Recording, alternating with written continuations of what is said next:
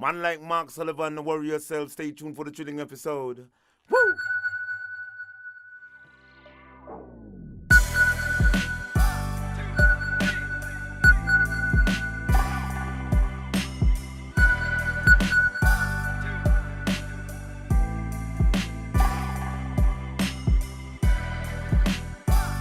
A positive mental attitude can clear away all obstacles which stand between you and your major purpose in life. This is the Snowboard Project featuring Mark Sullivan and the Bead. The Snowboard Project. The Snowboard Project. The Snowboard Project. Welcome back to the Snowboard Project. I'm Mark Sullivan. And I'm the Beeve, and we are hanging out here in the Snowboard Project studios in Ketchum, Sun Valley. Yeah. Bringing you another episode of Real Talk. That's right. Another episode of Real Talk. It's Monday. It's Veterans Day, so happy Veterans Day. I'm sure everybody actually in our listening audience who's American anyway knows some people who are veterans. Unfortunately, we've been involved in a lot of wars over the years. Sure. And so there's a lot of veterans my age, a little younger than me, a little older than me. Veterans of all ages, so this is your day. I was noticing the U.S. snowboard team went and did a little tour of a VA out there in Colorado Springs. Wow, that's awesome. Yeah, they met up with some veterans, and the veterans kind of talked about just making these sacrifices so that we're able to go snowboarding. Yeah, exactly. And so like in terms of my respect for the people who have paid the ultimate price, for the people who have dedicated, their lives to or part of their lives anyway to the military, it's like the utmost respect goes out to you. I would say that, maybe our president doesn't have the level of respect maybe he ought to for our veterans, but certainly the Snowboard Project, you guys are number one to us. Absolutely. So thank you, veterans. Yeah. And if you know a veteran, be sure to thank them today. Yeah. So let's get into some snowboarding. Let's do it. Let's do it. What do we got going on today? Throw something at me. Okay, I'm going to just pick a number off of our list. We got... we're just going blind with this. We're going to go blind. Okay. So let's go with number 18, Phone a Pro. Right off the bat. You're just gonna phone a pro? We're gonna phone a pro. Who are you gonna phone? Well, who are you gonna phone? I threw this at you. You're like, throw it at me. Well, I don't know. Okay, let's just phone until we get a pro on the line. You're the one. Phone until we get a pro on the line. Yeah, I'm gonna try and you try, and we'll see who gets a pro first. How about that? Really? Seriously? Well, we might have to re-record this episode if this doesn't work. This is going out on a limb here for sure.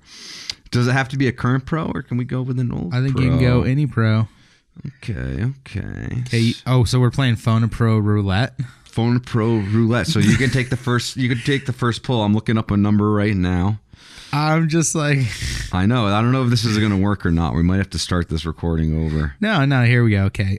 I'll phone Josie. Why not? I'll phone Chase Josie. Okay, let's see. I've known Josie for a long time. Let's just do that. Okay, calling Chase Josie. Let's see if he picks up the phone. Going to voicemail. Here. Man, this bullet's in the chamber, bro. I know. The bullet's in the chamber. Is it gonna... Hi, this is Chase Josie. Please leave me voicemail. Hi, Chase. Okay, you do. Okay, I'm gonna go with. I'm gonna call DCP. Okay, call him. Okay, here we go. Okay. This is kind of hilarious. This is hilarious, but we might have to re-record this episode. Hi, you reached Dana's voicemail. This is not a good segment. Oh I don't my gosh! think, Wow, this is terrible. I'll call Austin Smith. I don't know why his number's in my phone, but I got it. Okay, right. Do it. If this doesn't work, we're starting again. This is funny though. I mean, like, yeah.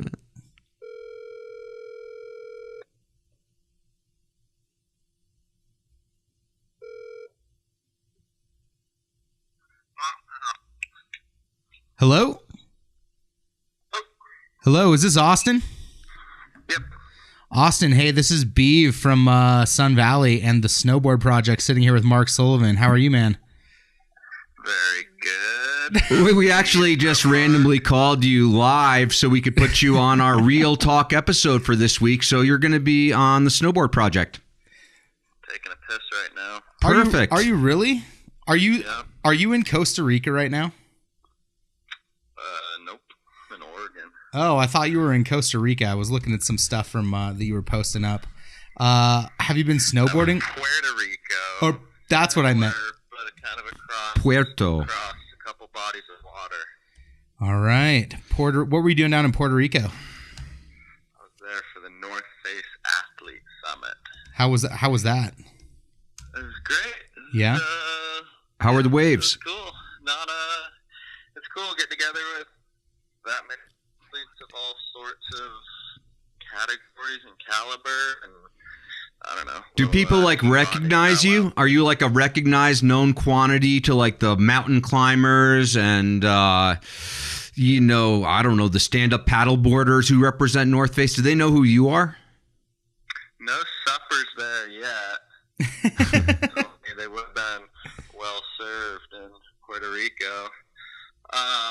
But as big as it is, it's pretty small or pretty tight-knit little family. We do it every year, so nice.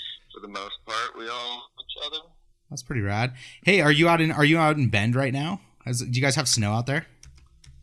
I'm not in Bend. I'm at the Oregon coast. You're... But no, I don't think there's much snow in Oregon at this point. It's very sunny. I'm looking out at the sky right now.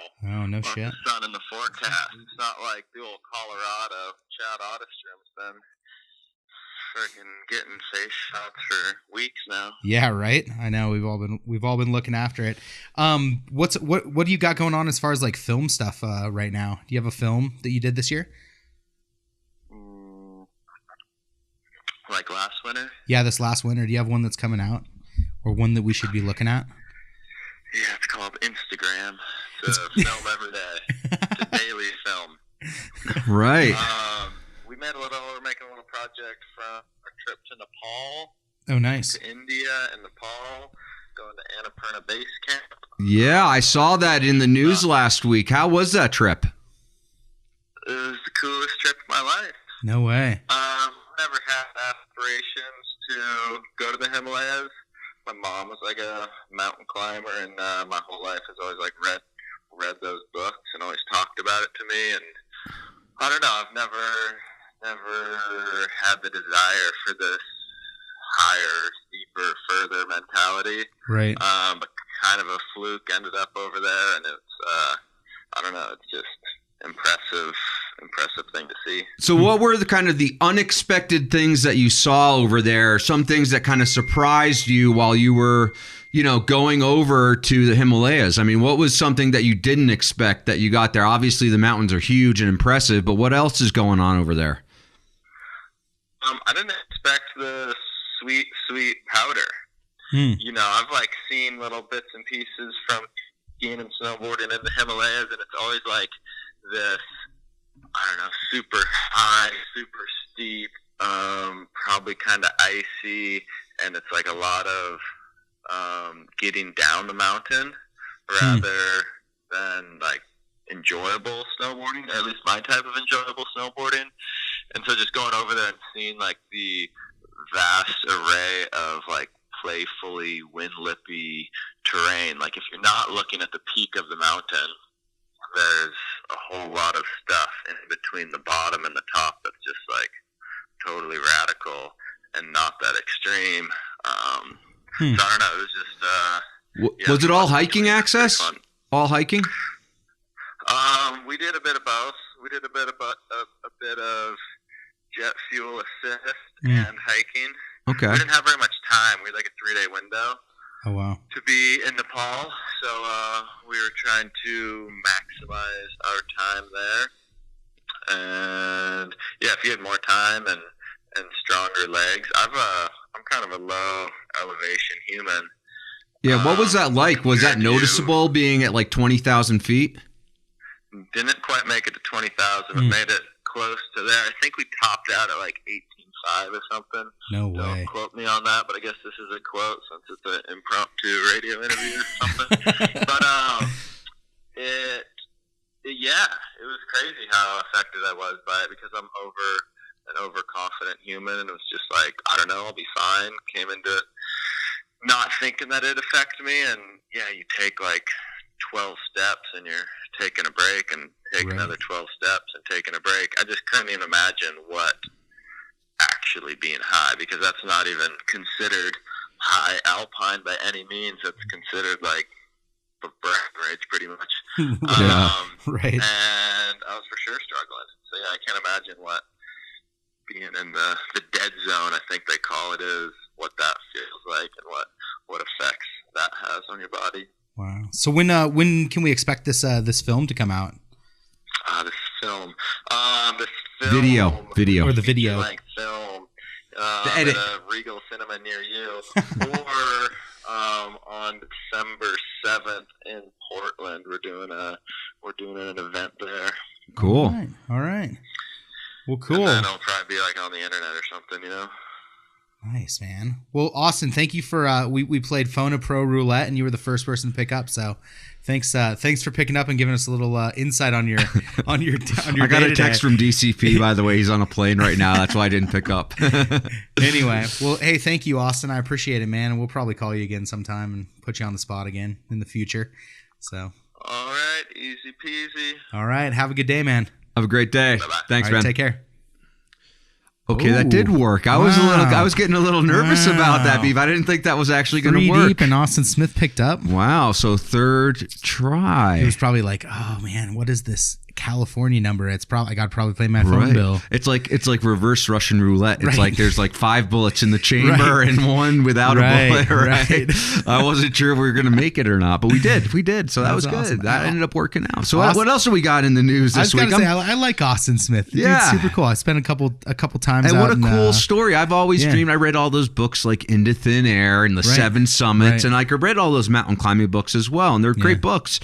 And to actually go over there, I've always wanted to go to Nepal myself, to have someone go over there and then have this like really positive Right. experience. It's like, man, that's back on the bucket list, Beef. Yeah. I'm going to have to go there. Well, we're gonna have to check Austin's film out to see. Oh, what that's all definitely, about, definitely. Yeah, I'd love to go there. So very cool. So what other films? Speaking of films, what other films are in the news this week? Gosh, there are a ton of films coming know. out right now. I know.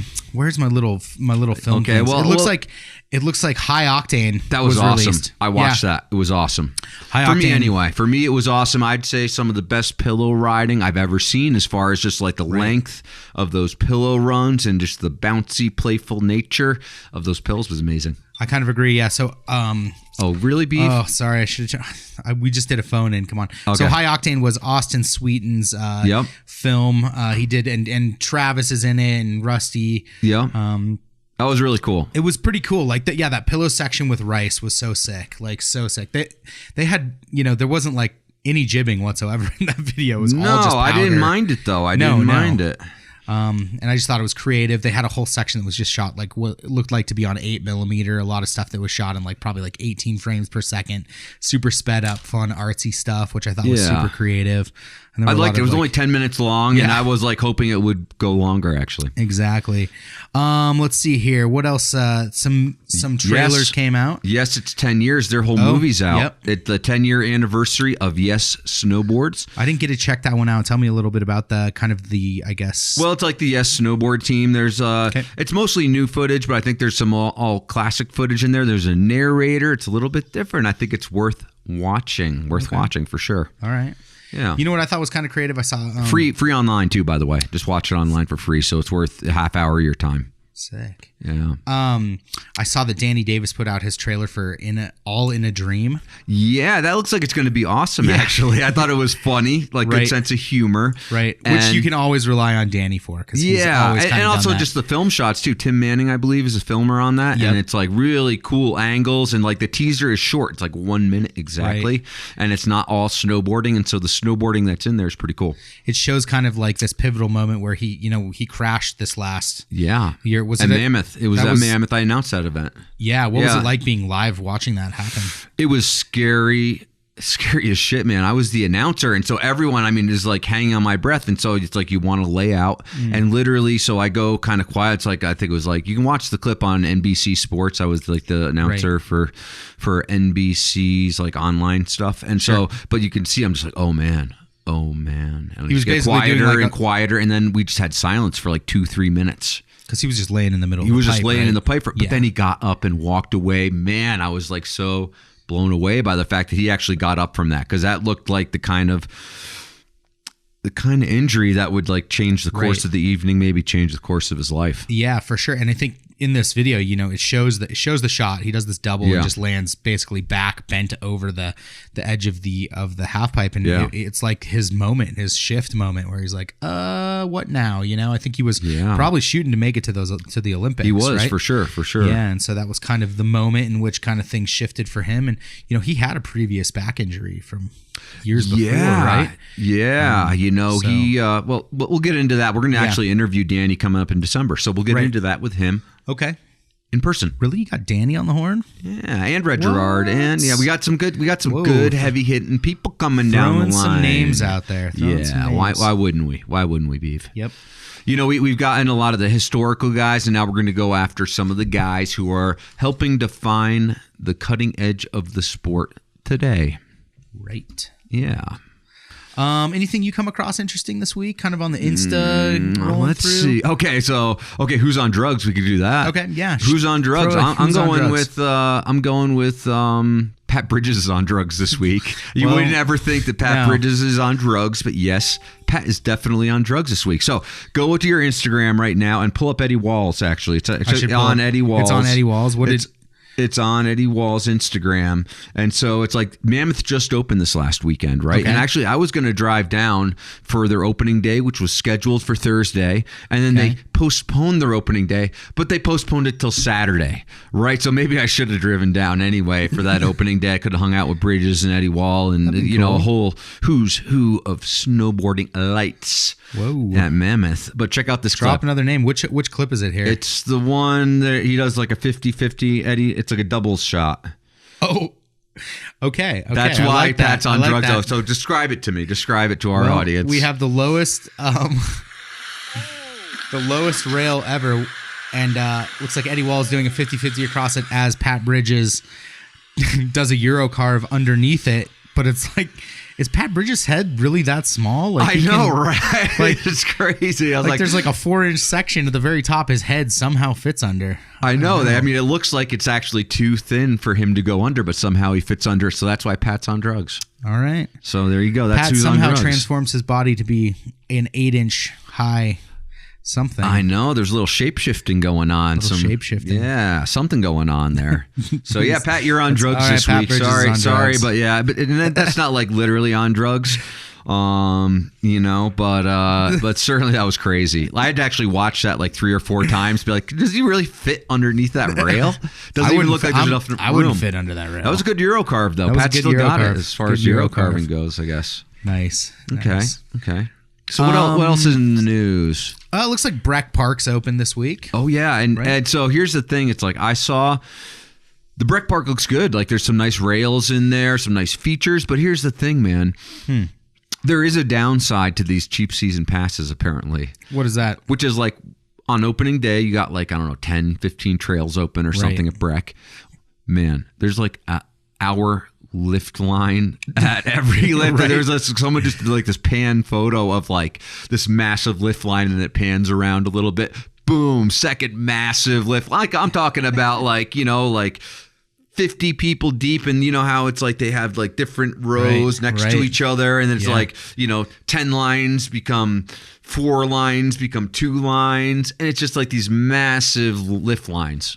And that was the most remarkable thing about Breck's opening to me, is that it just had such big lift lines. Well, the thing is, I'm not going to talk about Sun Valley too much, but I'm just not accustomed to standing in lift lines. I think it's crazy. Everyone that tells me like, oh God, Sun Valley ski pass is so expensive.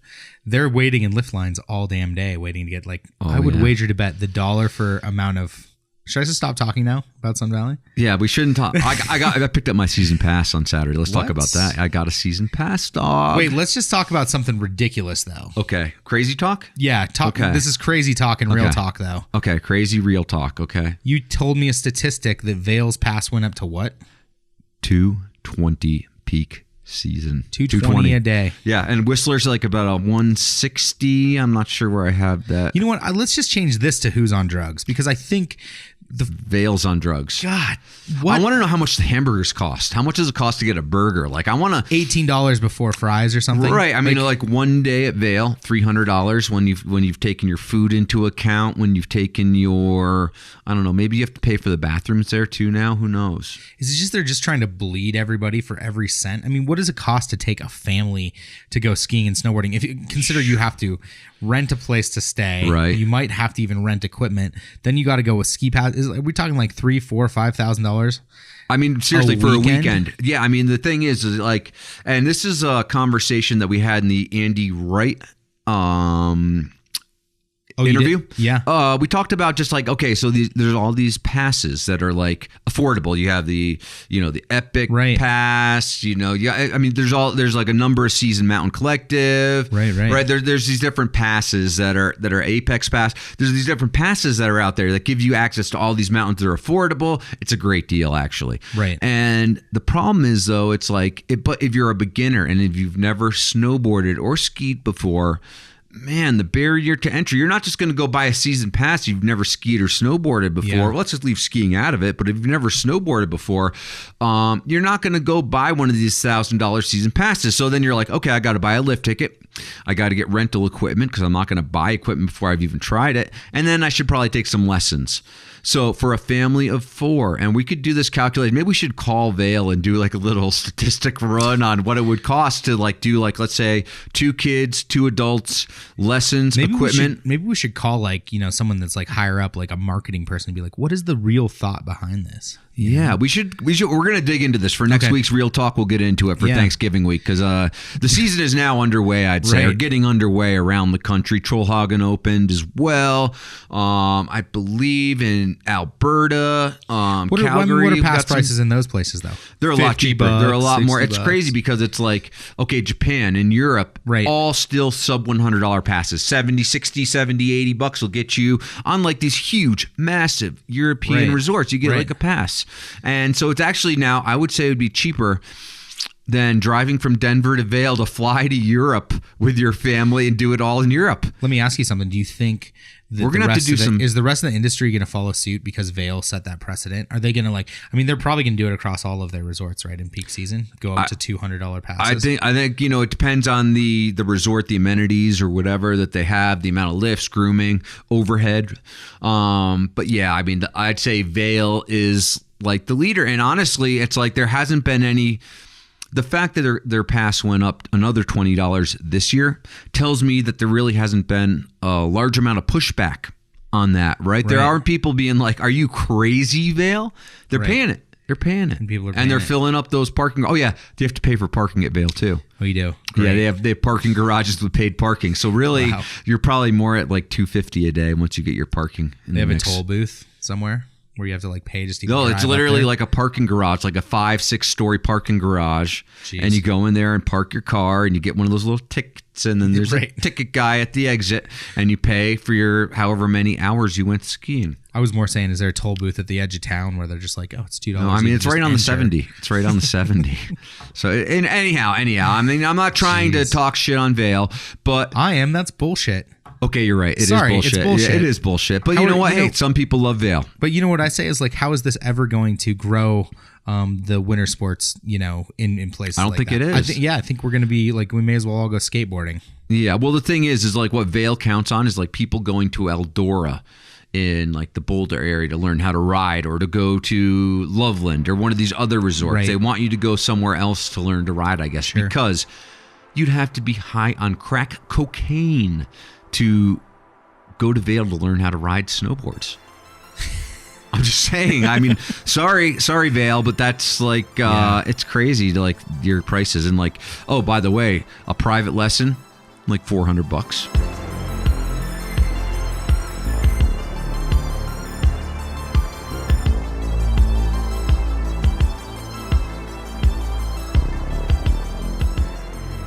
Oh, hey guys, Beeve here with Sullivan, and we're talking about Patreon.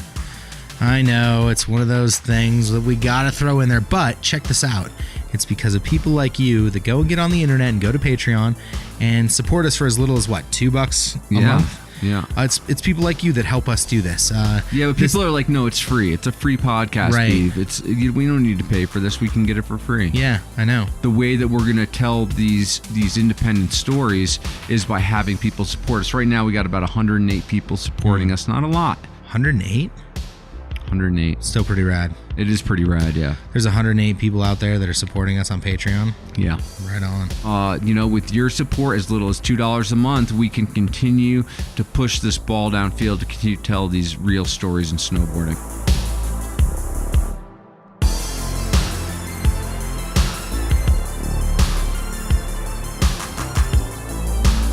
Since we were talking epic passes Yeah, and that kind of yeah. stuff, something interesting I saw came out this week. Okay. And I would like to know your thoughts on this. Are we getting too technological that we now have Epic Pass has something like Siri, but it's called Emma? Emma for you Epic. Yeah. Emma, Okay. the Epic Emma Pass. What is Emma? What so is Emma Emma? is basically like, it is kind of like a digital assistant. Like, so when you're on the mountain, you're like, oh, what time do they stop serving breakfast and start serving lunch at whatever? You can text Emma and they'd be like, lunch actually starts at 11 at whatever lodge, or, where's the best place to go party after? And they would basically answer your question. So there's got to be someone sitting there texting you. It's not like artificial intelligence, is it? I have no idea. I bet Wow. I would wager to bet it's artificial intelligence. I bet they've thought of all these questions, and Okay. I don't know. Okay. Interesting. Yeah, Interesting. maybe it has the ability to Google the question right then and there, and then give you a list of things.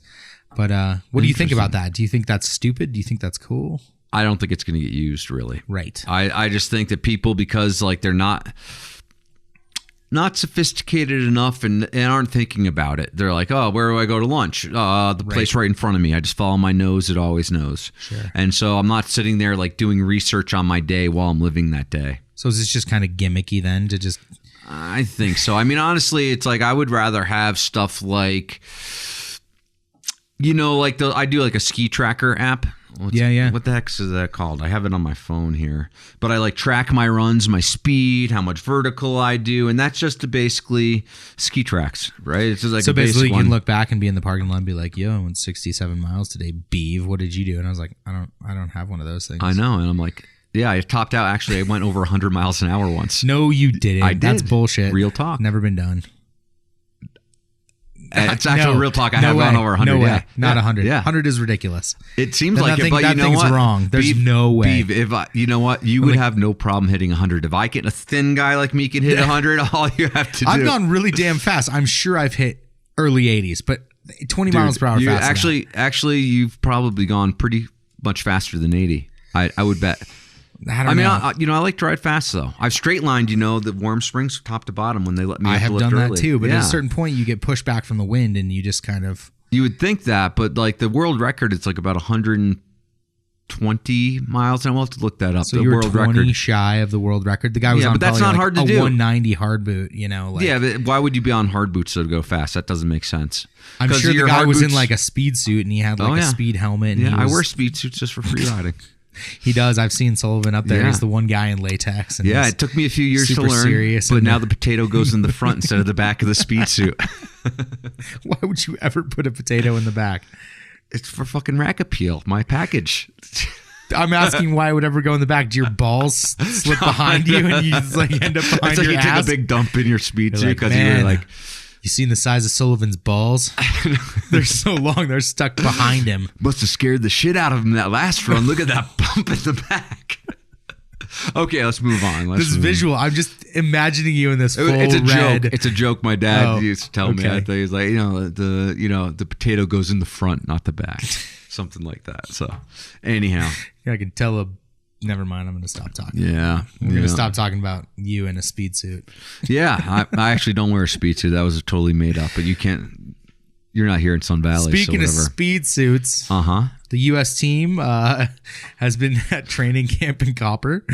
Yeah. U.S. snowboard team. I noticed that. Yeah. Looks like It looks like a good time, actually. Looks like a I good checked time. out some of the Instagram posts, and it looked like they're having fun Yep. and just riding.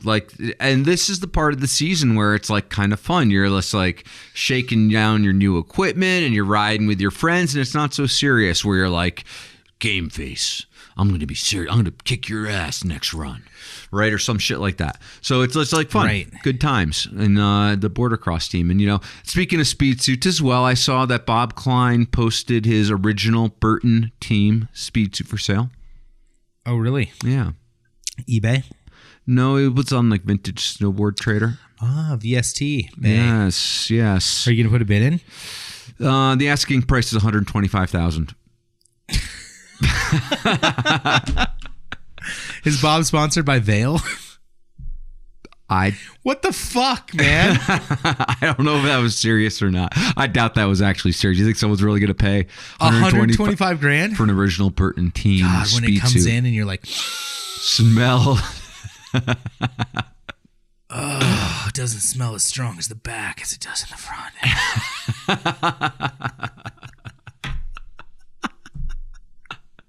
Okay. Oh my God. Sorry.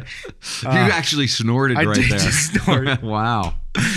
You were pretty stoked. $125,000. Is that for real? He put it up there for $125,000. Would you sell it for $125,000? I would not buy shit for $125,000. You might buy a house. I would buy a house for You could buy a Tesla. I would buy Bob Klein's house for $125,000. Ooh, there you go. Maybe he? he's trying to raise some money to send his kids to college or something. Who knows? Dude, $125,000 gets you 1 year in college these days. Come on, let's be real. Two. State school, maybe 3. Maybe three straight. At least, and then the fourth one, you got to be stripping. That's right. That's how I got through college. Stripping. Okay. Yeah. Good to know. I did not know that. Speaking of stripping, a woman in Paris. Oh. Bum rushed the president's motorcade. Topless. I saw that. With a message written on her boobies. What did the message say? I don't remember. It was something like fake news for a fake president or something. Fake peace. Fake peace. Something like that. Yeah, it was something about peace. Wow. Yeah. We should not get political in this podcast. We shouldn't, but I'm thinking that at least sometime this winter, Sullivan, you should probably bum rush the president's motorcade topless. I am going to try to avoid our president at all costs because I have nothing nice to say to him. Okay. And you know what? You could say it on your chest. Okay, here's something I will say that wasn't nice is that he damn well should not have missed the 100-year inauguration at one of our most important battles in France. That sucked. I was like disappointed by that. Wait, what happened? Up. What did he do? So they had this like 100-year anniversry of like World War One, right? Of the armistice of World War One, and all the world leaders went to visit this a graveyard of like one of the biggest battles, right? Right. And Trump decided not to go because it was misting, raining out. Right. And so all the world leaders went and not ours. And like, I think thousands of American soldiers died at this battle and they were all paying tribute to the 100th anniversary. And our president thought the rain was like, hey man, I don't have umbrellas or I can't get into a car because my helicopter won't fly or whatever. Right. Whatever, man. It's not about you. Right. I know you think it's about you. It's not. It's about our soldiers. It's about Veterans Day is about the veterans, something that you will never, ever be able to claim. You will never be a veteran. Wow. Yeah. Wow, we just got really political right there. That was really serious. I was just bummed out on that because I know a lot of veterans. I know a lot of people who've served, and I respect that. Sure. My brother actually, so he's a police officer anyway. But that's serving the people of Burlington, Vermont anyway. Sure. But, I have a lot of respect for the people who go out there. And like I have a friend, Paul Engel, who was like a helicopter pilot, served like 3 tours of duty. And, it's like he was shot at, lots of fire, taking fire. Sure. People who have, I just have the utmost respect for our veterans and the sacrifices they've made. And so I don't think that is honoring our veterans. Absolutely not. Enough politics. No more politics. No more politics. Okay, thank you. But we can get political every once in a while, right? Yeah, once in a while. Just a little. We got to have a reason to do it, though. Yeah. Okay, let's switch subjects here. Okay. What else we got? Okay, so this week, you gave me the password to our Instagram. Yes, I did. Which I was excited about. So I was like, going through all the Instagram stuff. But what I didn't realize is I was also getting push notifications. And I was laying there in bed at like midnight. And every 3 seconds, the thing was like, ding, like, would light up in my room. And I was like, damn, like, we're really getting hit. Everyone's loving this snowboard. Yeah. The Andy Wright one. Yeah. He must be huge. And then I'm like looking down it and it's like Patal and like, like I'm just scanning and it's all these Indian names and I'm like, we are fucking huge in India. Andy Wright is huge. Andy is huge in India. He is. And I'm like, wow, this is crazy. We got like apparently 400 plus likes overnight. And, I just thought like we must just be superstars in Bollywood or something. You would think. Right. But you would be wrong. Yeah. Okay, so here's the deal, Beef. So for the first time, I took some of our Patreon money and I used it for promoting a post, Andy Wright, because I thought it was a good interview. I learned a lot as far as photography was concerned. I thought he had some good stories. So I promoted it. Yeah. Put in like $30 on a promotion there. Okay. And I was like, okay, cool. I'm going to do a promotion. You target your audience, da-da-da-da-da. Yep. And so I was like, but we want to target snowboards. I mean, we have people, like we made the charts in Costa Rica this week, right? We're doing really well all over the world. Right, okay. As far as our podcast. So I'm like, okay, so geographically, I'm not going to target just one region or whatever. So you just targeted India? No, I targeted snowboarders. You're like, oh, let me just click. I targeted fans of Transworld. Okay. Fans of Snowboarder. Yeah. And so apparently they have a lot of followers who are in India. Okay. Yeah, and I was like, man, they must have a lot of snowboarders in India. That was my first thought that crossed my mind. And then I was like, wait a minute. Wait a second. This doesn't seem right. And then I started looking at the pictures. I started looking at their accounts. Let's pull up a couple accounts. Of these. It's like, this is hilarious, actually. It's kind of ridiculous. It's like, okay, so you throw a little money at Facebook, and this is what you get. You get this is how the promotion people in your worked, endemic right? audience, right? Yeah. A whole bunch of So Indian. Look, we got 417 likes out of that promotion. So that's cool. But then I looked through it, and I'm like, okay. Yeah. Deepak Bharti, Siraj, Yusuf Zaruki, Imdeepak, Srijit Sridevi, Yusuf Zaruki, Nikhil Wobble, and dude, I mean, fake, all fake. There's a handful of people, right, who probably got that promotion. So what I realized is like, basically, unless you're targeting it, Rahul Chetri. Right, and so the 30, I was like looking at the response from it, and there were like 80,000 people who saw our post on Andy Wright. And you know what? That is bullshit. 79,000 of those people apparently were in India or the Middle East. Right. And they're like paying people, in my opinion, Facebook is paying people there's some kind of scam going on where like people, they're basically trying to work the system. They're working us. And by the way, we can't afford that. We can't afford that, dude. Right. Is this kind of the way that media is working right now? It's like, hey, let me just pay $30 and make it look like I'm actually being trafficked. But in actuality, it's just bullshit clicks across your platform. It's like, I think so. I think it's just a bot. It's just somebody that just goes like, let's just give them 400. It doesn't matter because the sponsors would look at like the numbers of likes rather than actually looking at who it was. Exactly. And I think that is bullshit, man. It is. That's unfortunate where we're at. Sad state of media, in my opinion. Right. It's like you can't trust Facebook because it's like, hey, Facebook is something that like 10 years ago, I was like, man, Facebook is like the best thing since pizza, But I think it was before they had written all this code, and you could like actually put something up and get like an honest look at like what people kind of like. And now they manipulate it. They turn the dials. It's like they have this big equalizer with all these levers on it, and they're just constantly adjusting your levers on your behalf because they know what you want more than you do.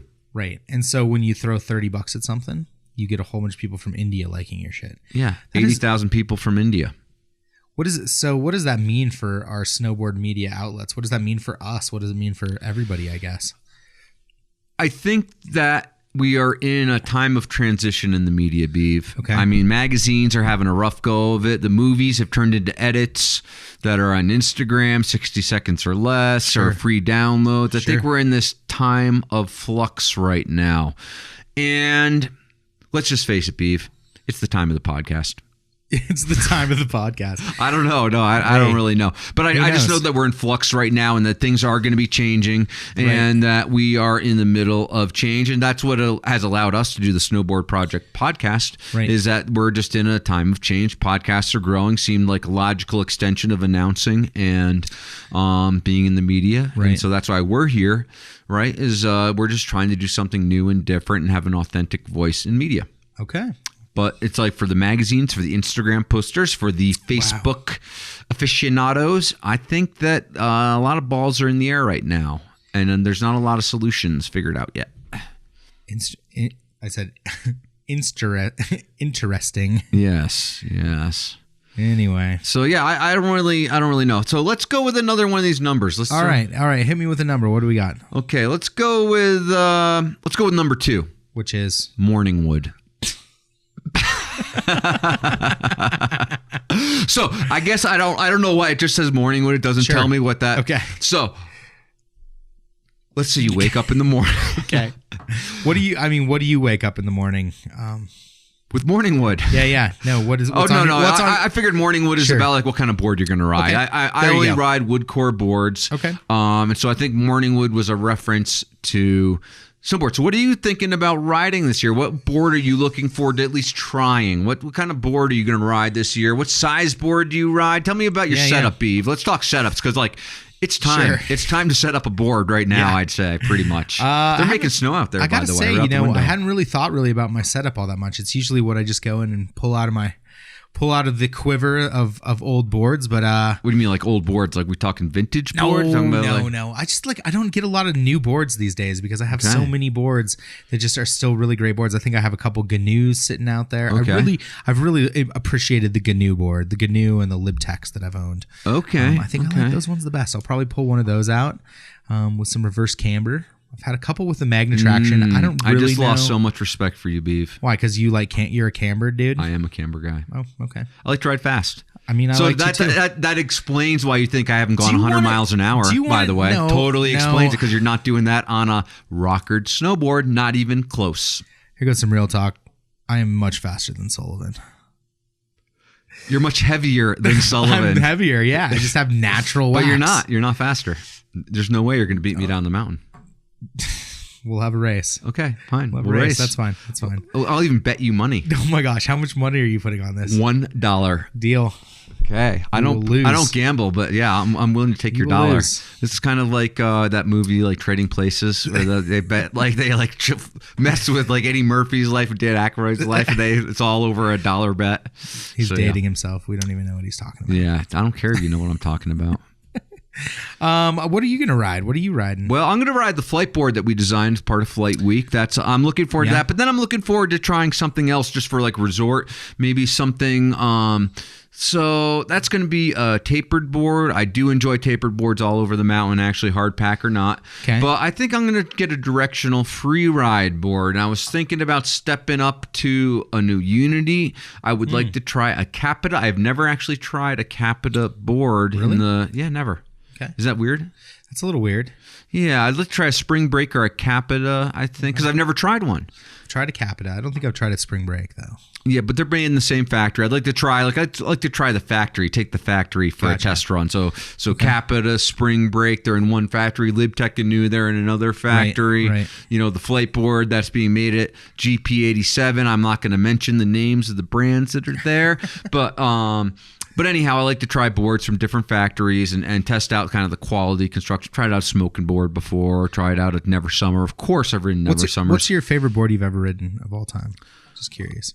Okay, so my favorite board of all time was a board that I actually built with Unity Pete Worcester from Unity Snowboards, and I went in there and basically we literally built a custom snowboard from scratch. It was almost like surfboard shaping. We took the nose of a 164 and the tail of a 145 and then blended it with a side cut, and we actually built this board from scratch, like right on the spot. I called it the Schwacker. Best board I ever rode. And do you still have this board? I don't.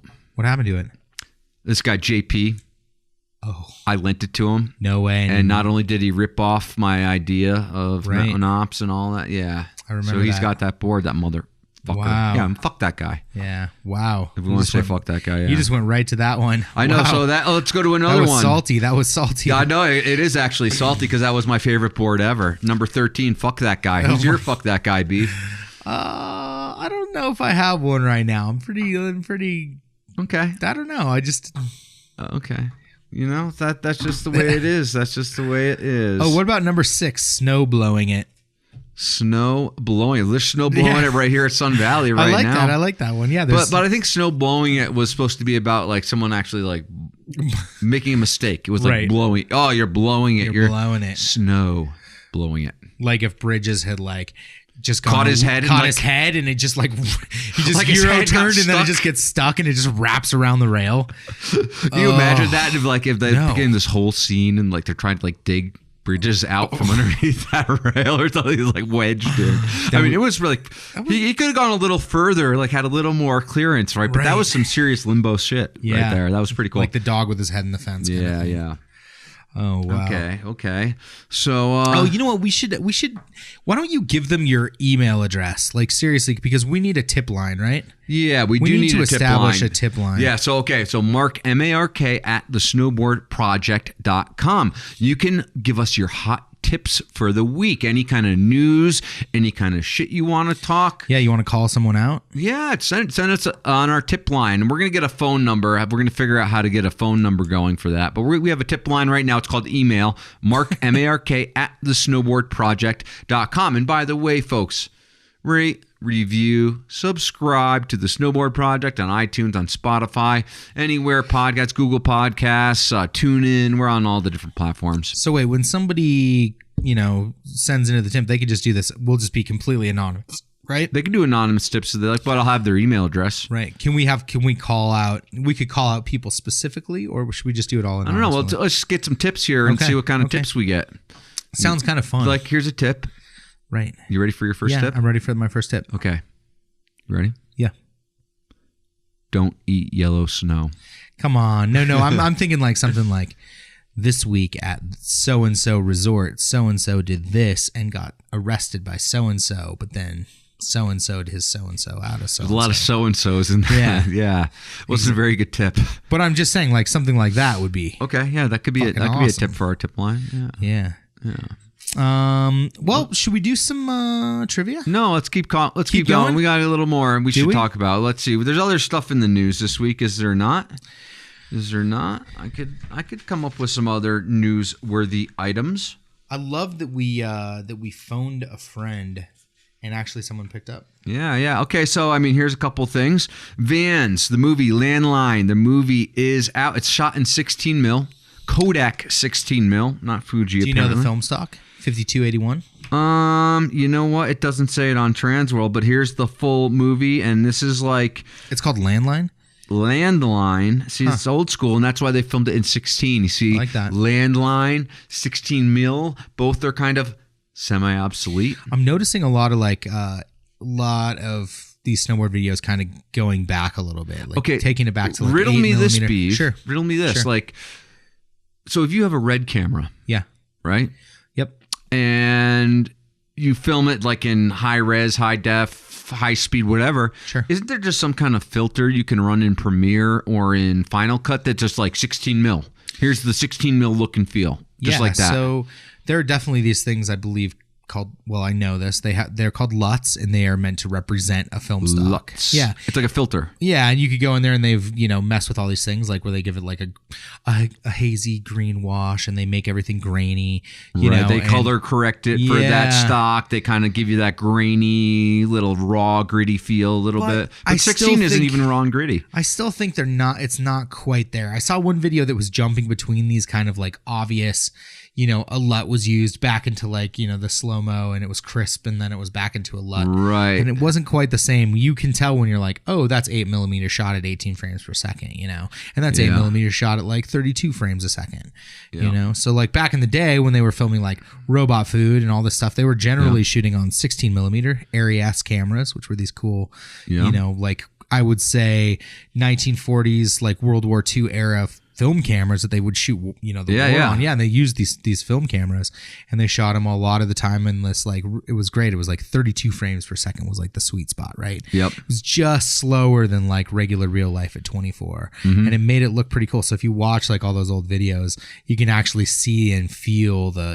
the film and what they were Right. thinking about it. And I don't get that a lot these days in the snowboard films. But the thing is, it's like there's one thing of like having like the look, but then the edit, right? And that's where it sounds like those people are dropping the ball is like editing together unlike things. Sure. And so one of the best experiences I had working at the Olympics was I get to work with like these people who are like the best in the field in like editing, in Chiron graphics, in filming. And so I would go to each different department and be like, hey man, you're probably pretty talented, pretty accomplished at what you do. Oh, how many Emmys did you win? Oh, 30 so far. Okay, that's good amount of Emmys and awards and shit. And you're just sitting there talking to this person that won 30 Emmys? Oh yeah, totally. Okay. Like go to dinner with them. I mean, I get to be friends with them. Right. And so there was this guy, he was like he's won, I don't know, at least a dozen Emmys for editing, being an editor proper. And I was like, okay, give me a tip, man.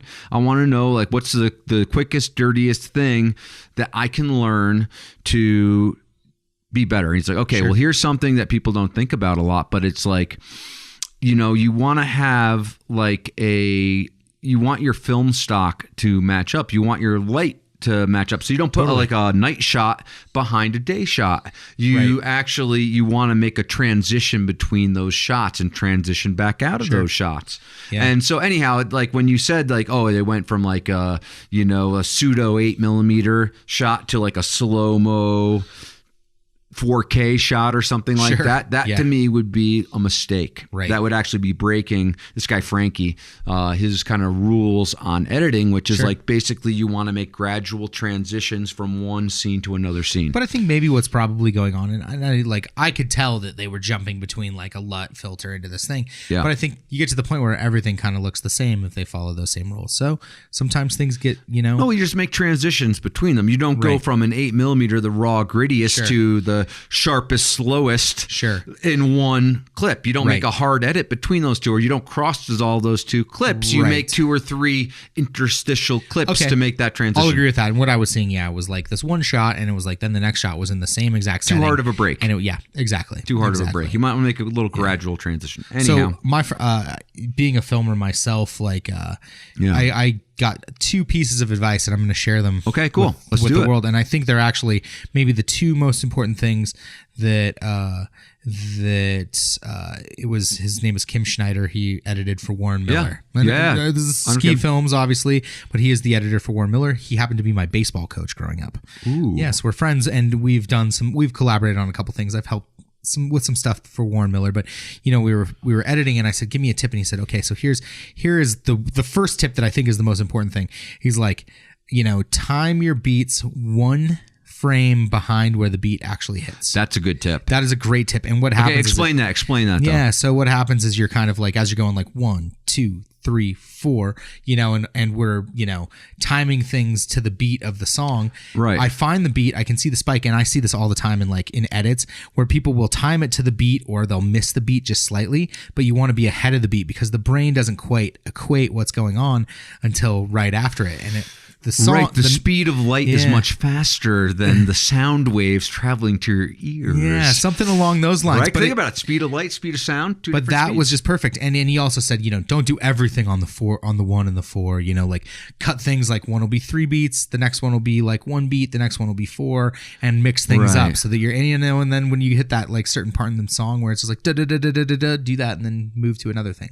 Right. Those are good tips. Those were great tips. And so and then the other tip was he goes, find for your segment, whoever it is, find my segment. Yeah, so I'm getting your segment this year. Yeah, cool. For your segment, we're gonna find your 2 best shots, and we're gonna put the second to last. The second to best shot would be your first shot would be the opener, right? And then your best shot would be the ender, right? I thought that's like. There you go. You start them out strong, and then everything else can kind of go like pretty good, awesome, really awesome, pretty good, awesome, and then you just end with a banger. Yeah, I watched the Tony Gesme movie Blender, and they had the last shot, and I was like, oh, that's the last shot, and I had to rewind it to be like, it was a full jib movie, so I'm just like trying to figure out what the cutting edge of jibbing is or whatever. But I was like, oh, that didn't actually.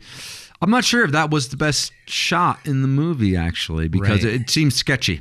It seemed like he barely pulled it off. Yeah, well, I think a lot of these these films that are coming out are just being shot by your buddy and his crew and your friends.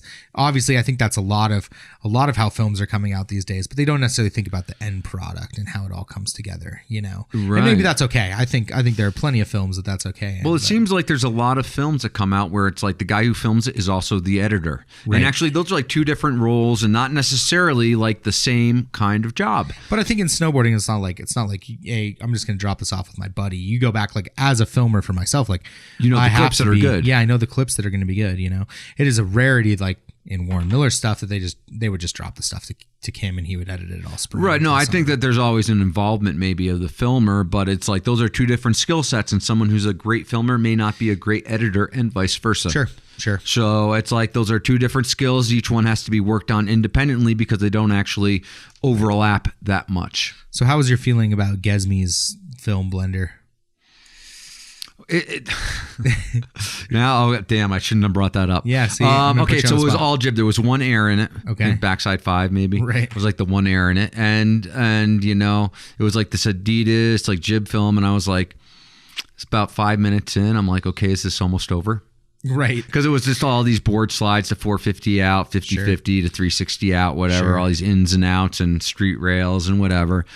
And I was like, man, but I was like, I was actually a jibber as a kid, and I don't jib really that much anymore. I'll hit the boxes and rails and stuff a little bit, but I won't hurt myself. Basically, I'll try not to hurt myself anyway. Knocking on wood right now, because it's pretty easy to like ass check a rail and do you be think out this for is 2 just weeks. a sign of that we are just past that point in our lives? We can't appreciate.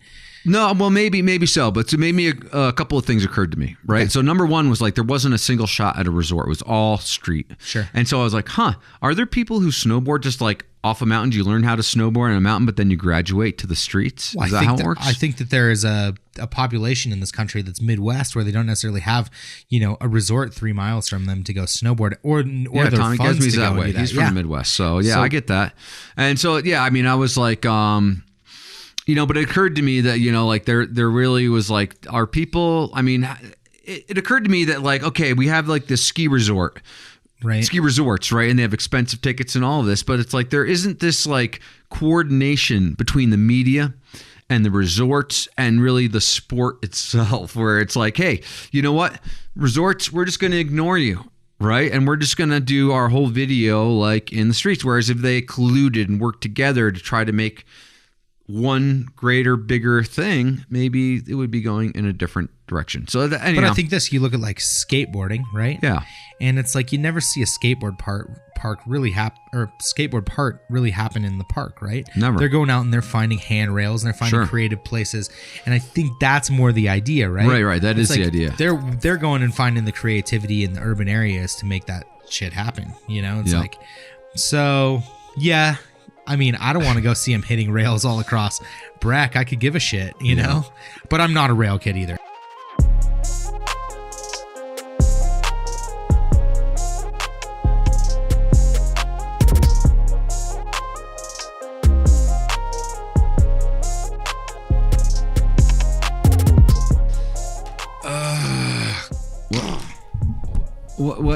What's going on over there, Beeve? I'm just angry. Why are you so angry? I'm just an angry snowboarder. Oh, come on, Beeve. You're not that angry. We should have called up Kinger and have him cheer you up. Or better yet, we should just look at our Patreon page and see if anyone is supporting us this month. Yeah, no, let's get stoked on snowboarding, Yeah, right? I'm actually stoked all the time. Let's get stoked all the time. On snowboarding. Yeah. And you know how we're going to do that? By not being angry. No, we're going to do it by telling the real stories of snowboarding and not having advertisers influencing us. And so normally like in magazines and like social media, there's advertisers, people like Burton or LibTech or whatever, but like part of the message then that you're conveying is their message, and you're kind of like carrying the water for these brands. And so we don't have to carry the water for anyone. I'll carry your water, I guess, Beef. You already did earlier today. Yeah, well, you're welcome. Yeah, no problem. So go to patreon.com/The Snowboard Project. We have different levels. They're outlined there on our Patreon page. Please support this independent voice in snowboarding media.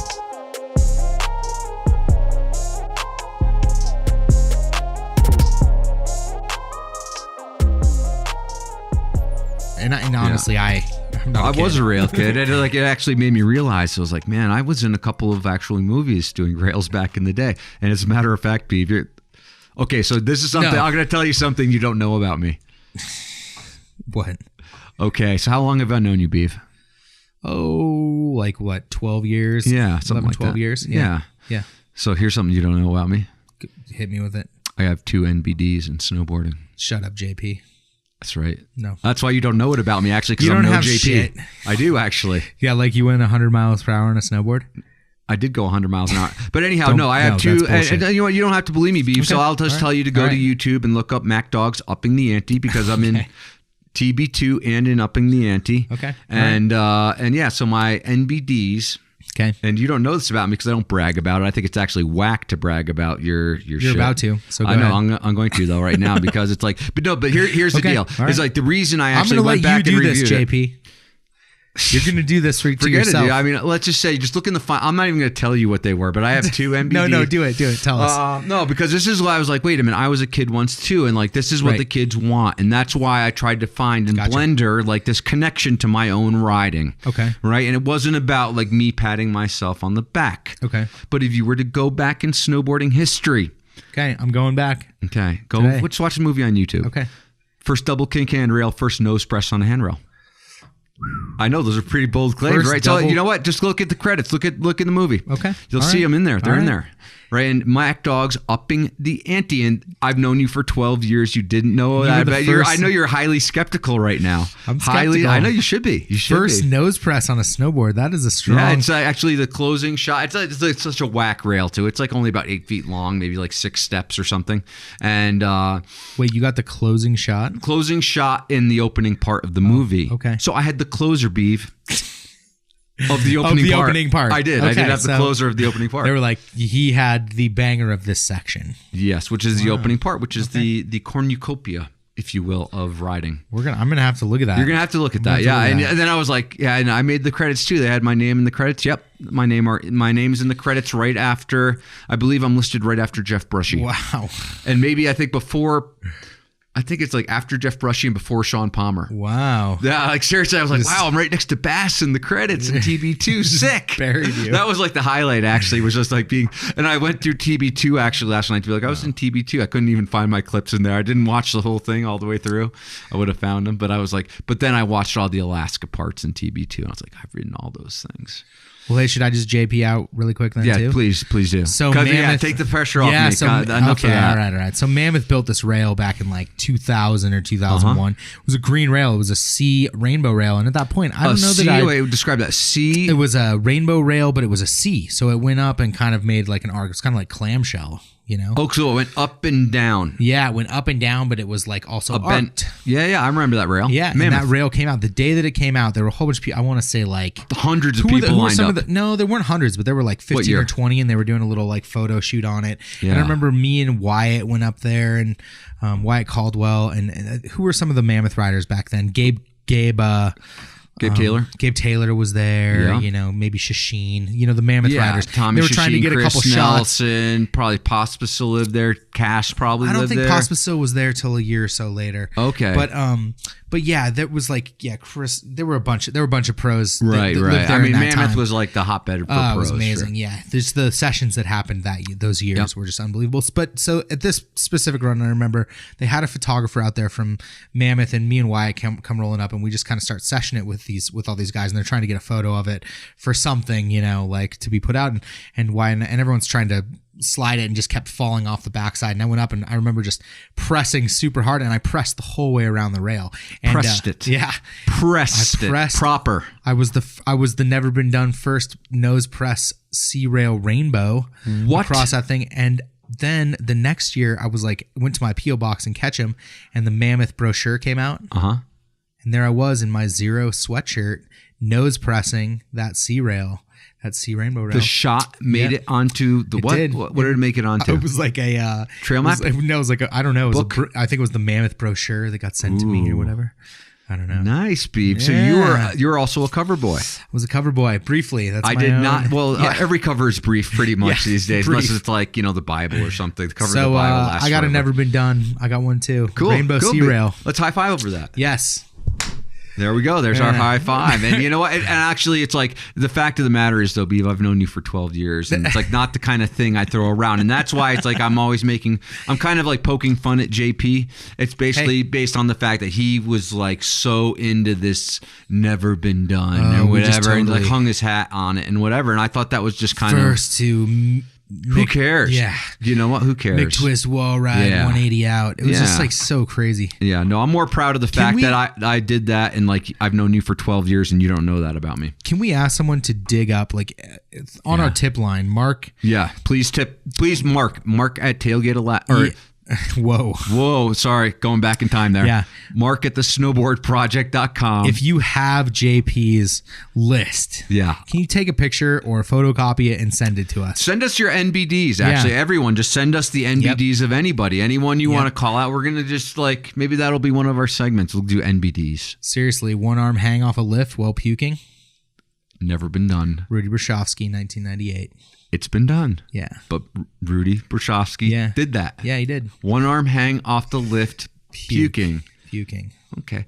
I think you told me too that you were the first person to try to stab someone with a snowboard. Yeah, I was. Tell me that story. I took that was just... was it a skier? That was a Happy Gilmore moment. Oh, okay. I was the first ever to take off my snowboard and try and stab someone in the lift line. That'd be awesome. That'd be awesome. I could just picture like someone in like a jet set outfit, like running over your snowboard, your brand new snowboard you saved up all summer for. I did get punched in the lift line one time. By who? Oh, Ski Patrol. No, this guy Eric Malling, Rat. He was actually a friend of ours from Sun Valley, part of the KSA crew. Why did he punch you? What did you do? I don't know. I can't even remember the scenario, but he fist fight chucked a snowball at me and it hit me in the face and the mouth, and I was unbuckling my thing and I threw one back at him and hit him in the face, and I just got clocked. Next thing I knew, I was on the ground. I couldn't even go to work. I was like fully like black eye. No, not black eye, but a concussion for sure. Concussion. Like, oh yeah, like got fully punched in the. Should have been wearing a helmet, Beef. Do you ever like being in Sun Valley? Like we got in fight. Like skiers would want to fight us. It would be a rarity if I didn't go a year without. This was one of like a serious fight. For years, this was like one of the most serious anti-snowboarding mountains, I would say. Yeah, absolutely. Like Aspen here. Alta, still that way. Yeah. But this was one of those mountains where like the skiers thought they were better. Yeah. Maybe. I got hit one time as a kid, and then the guy... Didn't they like not let you all over the mountain too? You were like banned from like half the mountain or something on snowboards? Snowboarders not allowed on the whole Seattle Ridge area. You couldn't When did they allow you? 2003 or 4. I mean, it was That's when I moved here. Yeah, it was crazy. Wow. It was like they had these big... I would actually like to go up to... I'm sure in the Ski Patrol Shack you can find one of those old signs. Really? I should get it and hang it. We should steal it. We should have it for our studio here. We really should. I actually have the sign from the top of the first Stratton halfpipe, snowboarders only. No way. I do have that. Yeah, the very first sign from the top of the very first Stratton halfpipe. Would you almost say U-ditch? It was pretty much a U-ditch. I mean, the transitions were sketchy at best, right? The Stratton U-ditch. It ended up being like back then when you rode pipe, it ended up being like these highway hits where you'd get these one areas where there'd be a sweet spot in the wall, and then everyone would hit the same spot and would make like a highway, right? Like just like a jump ramp off the lip, essentially. I mean, pipes have come a long way. Yeah, Sun Valley never had a half pipe while I was growing up, so all of us had to train on like the side hits, the walls of the cat tracks. Those are fun though. Those are super fun. I still hit all those like absolutely. The cat tracks in Sun Valley are awesome. Like I'll do like runs down the mountain, but then I'll just do like 4 or 5 cat track runs in a row just to slash the banks. I don't know that you can find a better mountain for cat tracks because it's so steep. Stop bragging about our mountain. I'm just saying there are okay, you can brag a little bit. They gave me a pass, so yeah. I think. Whoa, was this a plug, an advertisement? Was that an advertisement? It sounded like it to me, and I was about to stop you, and I was like, I'll let it fly this time. No, you just did it. Well, they just gave me a ski pass. I'm just going to go ahead, Mark. Haven't given me one yet. All right, let's do trivia. Let's go to trivia. Let's do trivia. Man, we were getting all sorts of weird shit happening in this week's Real Talk. Yeah, just really, we're getting real. Awkward. We're getting real, actually. I mean, that was kind of real. We awkwardly called Austin Smith. For a moment, he's like, who the fuck is this? I know, right? Right, yeah. It's like, It's been like 4 years since I hung out with him. Really? Maybe 5 even. I know. We got all sorts of weird stuff. We'll see if this goes over well or poorly. I thought we were going to have to re-record, actually. I didn't think that was going to work. So congratulations on making that work. Let's go to trivia. Last week's trivia. The Snowboard Project trivia. Was all about classic tricks. Yep, classic tricks. Name 3 classic tricks or tricks that are named after food. Okay, so the lowest hanging fruit would probably be like stale fish. But I would argue that's not actually food. Stale fish. But roast beef. Okay. That's definitely. food. Definitely. Spaghetti air.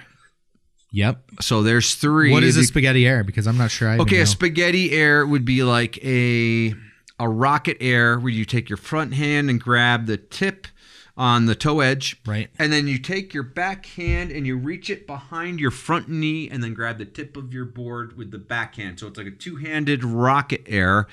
What you're reaching through your legs with your backhand and you're grabbing your tip just straight up on the toe edge. So heel edge, backhand through the legs, toe edge, just like mute rocket. That sounds really ridiculously hard. It actually is kind of hard. Like that was Jeff Davis's trick back in the day. I think there's some other food tricks. What do you got? Any other food tricks you can throw out there? Spaghetti air, chicken salad. Chicken salad. There's another one. So describe the chicken salad. That's not a popular trick today. Maybe you can describe that. I think that Jason Ford may have came up with the chicken salad. Is it kind of like the roast beef, but with the other hand through the leg? I'm having a hard time remembering what it is. So I think the chicken salad is the same thing as the roast beef, but you have to flip your hand over. So your thumb is pointed backwards. Oh, so you just threw that at me because you didn't absolutely 100% now. No, I mean, honestly, I've never done a chicken salad. I just didn't think it was like that great of a trick. Right. I've tried a spaghetti air. I think I've done it, actually. Okay. And then there's another one where you grab the toe edge. That's a food trick, too. Where you reach actually just like the spaghetti air, but you grab the toe edge with both hands. So you take your back hand and reach it behind your front knee and grab the toe edge right next to your other hand. Yeah. That's back from the food trick era. Why are these tricks not being done? Are they just too ridiculous looking? It just got into spins like Mac Dog. The Mac Dog era spinning like 360, 540, 720, 900, 1080. It just like got on that track on those train tracks. People stopped focusing on the actual on the grabs, and they were like a little bit less challenging. I think the grabs were less challenging than just like adding 180s, I guess. Okay, so I think we came up with 5 last time. So there's stale fish, roast beef, chicken salad, spaghetti air, and I want to say you said roast meatball. I forgot what it's called. Swiss cheese. That's what that one's called. Swiss cheese. What is the Swiss cheese? That's the one I described to you. That's what I thought was called meatball. So you go behind with your front hand, you just reach straight down, grab the toe edge of your board, and with your back hand, you reach behind your knee of your front leg, and then grab the toe edge next to your other hand. Wow, that's ridiculous. Swiss cheese. Okay. Jeff Davis. I see it now. Cool. Where did the trick the McTwist? How was the trick the McTwist named? What was that? Okay, that's not actually a snowboarding trick. That's a skateboarding trick. So technically, you've just jumped us into skateboarding trivia. Right. So anyhow, but that's Mike McGill. Yep. And he did, an inverted aerial where you do a backside 540, dropping the shoulder inverted. So you kind of go upside down, you spin around 540 degrees and land. That's a McTwist. Mike McGill. I knew that one. Okay. I did. And where did the cab come from? The term cab. Cabernet Sauvignon is a wine. It's red wine. It's lovely. Right. Best served with maybe red meat and. So when you're coming in switch and you have a glass of red wine, you try not to spill it. Okay. Yeah, I like that. No. Cab is actually named after Steve Caballero. Another skateboard trick. I don't know why we're so focused on skateboarding trivia, but that's named after Steve Caballero. And Caballero is where you go up the half pipe wall backwards and you go into the air and then you spin around and land forward. So it's a backwards to forwards 360. Yeah. Caballero is what. Yes. Yeah, Caballero. The lean air, where did that come from? Okay, lean air, another skateboard trick, Beeve. That is named after... Okay, so first of all, a lean air is basically a method on the front side wall. Right. You grab the heel edge with the toe hand. You kind of lean your back shoulder. You could throw your back arm out over and kind of have your back to the flat bottom. But that would be named after Neil Blender, a pro rider for GNS Skateboards. It's his first name spelled backwards. Lean Air is Neil spelled backwards. I like that. Yeah. And then question 5, what was the main trick that Ingmar became famous Ingmar for? Beckman? Yeah, Ingmar Beckman. Yep. And okay, the trick was the method. Okay. I'm pretty sure. Yep. And where was that method? That was in Ringsgransen. I'm not even sure how to say it. Ringsgransen. Maybe you say it like the Swedish chef. You'll have a better pronunciation. Yeah. Ringsgransen, Sweden. There you go. And so it was and Mark Sullivan comes through with another accent. Yeah, another accent. Yes. Usually I'm the accent guy. Yeah, normally you are, but not today. Yeah. Do you know what year? I think that was 1996. It was like on the cover of every magazine, 6 or 7 magazines. Every magazine. You know, yeah. And what board was he riding? Boy, I want to say it was Atlantis. It was the Atlantis board. It was the Atlantis board. Brand is gone now. Because he went to a line, I believe, after Atlantis, maybe. Anyhow, but it was an Atlantis board that he was on, and Atlantis no longer with us.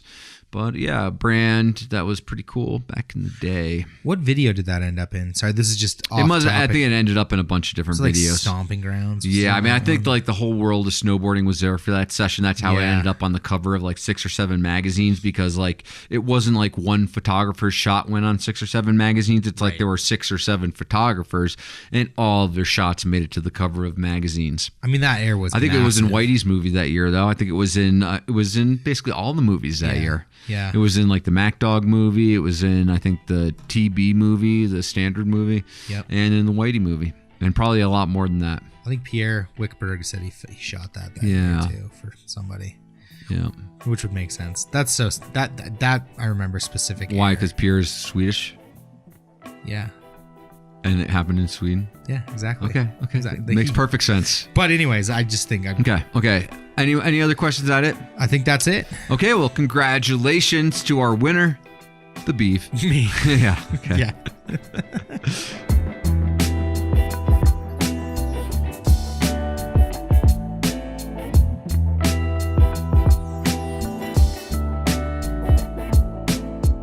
Hey folks, if you're tuning in to us still, please take a minute to go to Patreon. Wait.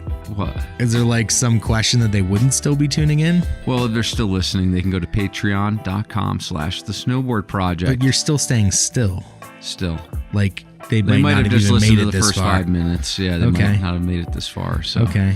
But I just want, if you're still listening, okay, if you're listening, go to patreon.com/the snowboard project, and we're going to count on you guys to support an independent voice in snowboarding media.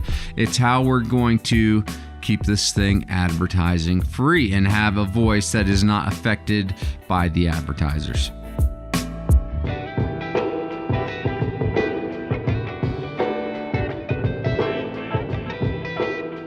All right. And by the way, folks, you might want to just tag us on Facebook with the answers. Tag the Snowboard Project. Put your answers up because you win. We're telling what they win, Beef. You win 2 nights at the Hot Water Inn in the hostel. That's and right. 2 Rainiers. 2 Rainiers, 2 nights in the hostel. Currently, who already has won a couple of these? We got a couple winners. Gags. Gags. He won. And who was the other? There was some other. I don't know. I have to look at my list. I don't have my list in front of me.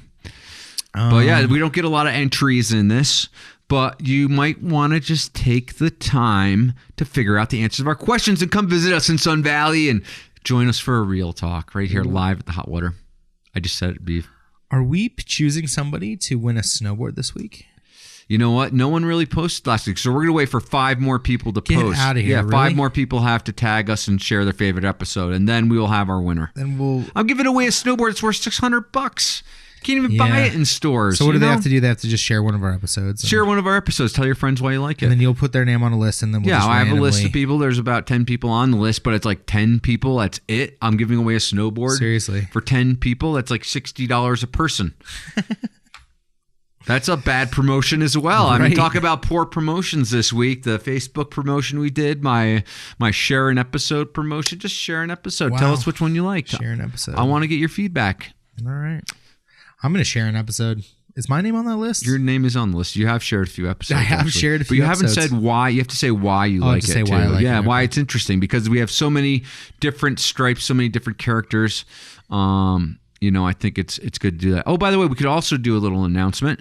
Okay. Our TBD Black Friday's interview. Oh, yeah. We haven't announced that yet.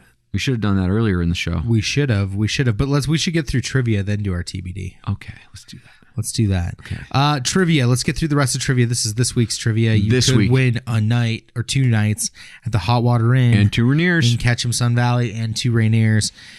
If you What subject are we going to cover? What's going to be our what umbrella are we throwing, or what blanket are we throwing this week's trivia under? Last week was trick names. we're gonna This week, go filmers. filmers. Okay, good. What was Whitey's production company called? So Whitey was a filmer. Yep. He made movies for about 10 years. Guys like Stevie Alters, guys like Ninja J. Who are some of the other guys? Nate Cole was in those movies. J2. But yeah, so he was around for years. He was involved with Blunt Magazine, but he had a film production company. What was the name of that company? Yep. Yeah, that's a question. Don't answer it. Yeah, no, I almost Okay. did. I know you I did. almost answered it right there. This is not the time for answers. This is the time for questions. Okay, keep going. Okay, this one is: how did Hostenek become a filmer? Justin Hostenek. Justin Hostenek, the man behind the lens of all the Absinthe films, right? Yeah. He's the guy in charge of Absinthe Films. Yeah. So how did he become a filmer? Okay. Okay. That's a cool question. Yeah. Yeah. And then who were the 2 guys behind the whiskey videos? Who were the 2 main guys? Ooh, that's a good one as well. Yeah. And I'm going to add a fourth question in. Okay, throw it in there. I'm just going to, because since we're on this theme, who are the guys of like film companies? Well, Absinthe is still around, so I guess Right. they're not all gone. But like for standard films, who were the brothers behind the standard movies? 2 brothers. 2 brothers behind the standard films. Huh? Yeah, based out of Lake Tahoe. Yeah. They had a good run of like 20 years They in had a row. lot of films. Great. And honestly, those were the guys who like put Valdez on the map in my mind. And actually, I watched part of TB2, but instead of watching for myself in TB2, I was watching for like all the Alaska clips because like, wow, I've been to those mountains. It's just in our zone there, Beef. Right. Like in the Tailgate Alaska zone. TB2, TB3, 4, 5, that's all filmed in the same zones that like Tailgate happens. Sure. So anyhow, I was like more interested in the Valdez mountain footage than the finding myself in the movie, I guess. So anyhow, Tell us who our TBD is. TBD. Yeah. Okay, so we're gonna go with a guy who is current, hot, and interesting, and so it's gonna be paying attention, Beef. I'm paying attention. Torgeir Bergrum. Torgeir. Shut up. Yeah, I'm gonna You got interview him. Torgeir? I got Torgeir. Yeah. Wow. He's the guy who did the Switchback 5 to Method. He is on the absolute sharp end of the sport, sharp end of the spear right now. Him and Stale and Marcus Cleveland. I've been watching those the Gimbal God. Oh man, I'm a fan. Where are Footage. those? Are those guys making a movie? God, We I got to hope find so. that out. Maybe that will be our 6th trivia question Right. or 5th. They trivia have to be question. making. They have to be doing. I some want to kind of know film. where that footage is coming out. Right. Yeah, Gimbal God was in Morocco, and like, damn it, I wish he was in Dubai, like doing some laps, following those guys right now. Dude, I want to know how Gimbal God goes from there to Morocco, and then I think he was like at Princeton today. Princeton, New Jersey. Yes, he was at Princeton You talking about like the university? eating fresh cookies with his girlfriend. His girlfriend goes to Princeton. I have no idea Good why for him, man. Good Gimbal for God him. would be at Princeton. Why wouldn't he be at Princeton? The dude's good at snowboarding. Let's be real. I don't know if he maybe Maybe he he's got smart in. too. I Maybe mean, he's hey, working look at smart. Lucas Huffman. Like Lucas Huffman went to Columbia after Okay. being a pro All right. snowboarder, Okay. right? So it's like, it takes a certain amount of focus, certain amount of determination to become a professional athlete, and so that also applies to education. So what is Lucas Hoffman doing now that he went to Princeton? filmmaking.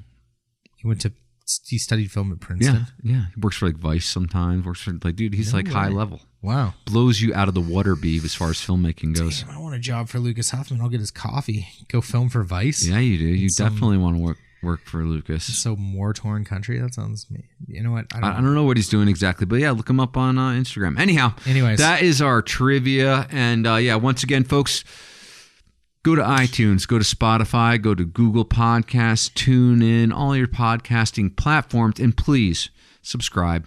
Please rate. If you're listening like this far into the podcast, rate, review, subscribe, and please donate. Go to patreon.com/snowboardproject. Donate like $2 a month. We're making 20 hours of content. I worked that out to like, I think I did the math on that. $2 a month is something like 1/1000th of a cent a minute. I like that. Yeah, 1/1000th of a cent a minute for our content. So sounds pretty cheap. Yeah, it's affordable. We try to make this affordable for our listeners. So thank you for tuning in. Thank you for tuning in today. And this is Real Talk.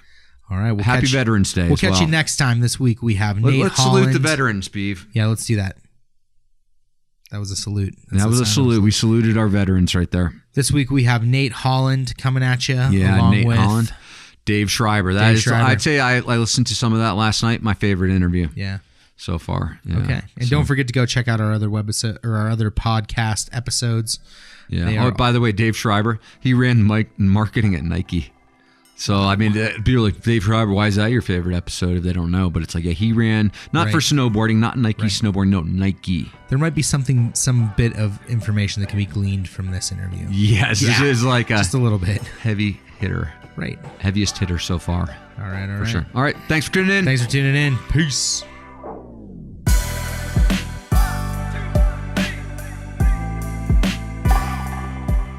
On behalf of Mark Sullivan and the Beeve, thanks for listening to the Snowboard Project. Remember, ride fast, take chances, dream big, and take action. And for God's sake, don't forget to support advertising-free snowboarding media at patreon.com. The Snowboard Project. The Snowboard Project. The Snowboard Project.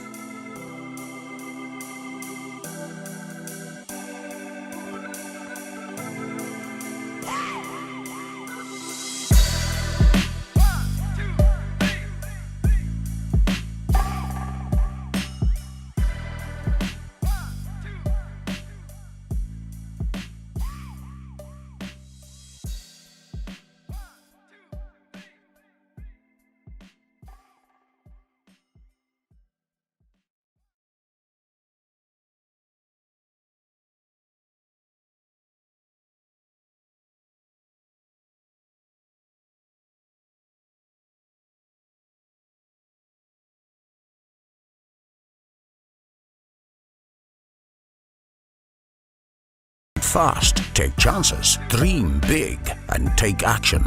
And for God's sake, don't forget to support advertising-free snowboarding media at patreon.com. The Snowboard Project. The Snowboard Project. The Snowboard Project.